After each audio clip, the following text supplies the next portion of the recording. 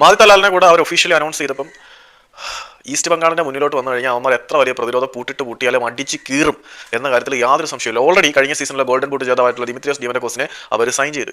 അതുകൂടാതെ അവരുടെ ബ്രസീലിയൻ സ്ട്രൈക്കറായിട്ടുള്ള ക്ലൈസ്റ്റൻ സിൽവയും അവിടെ തന്നെ നിർത്തിയിട്ടുണ്ട്.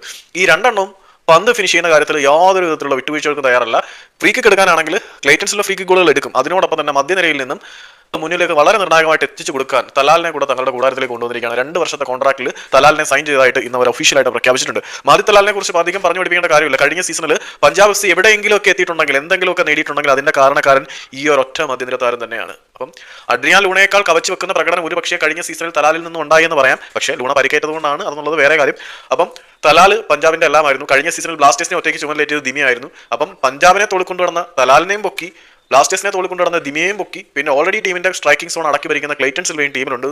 ഇത്തവണ ഈസ്റ്റ് ബംഗാളിന്റെ മുന്നേറ്റ നിരയെ പേടിച്ചേ പറ്റൂ. അവന്മാർ അടിച്ച് കീറും, ഒരു സംശയമില്ല അതിനകത്ത്.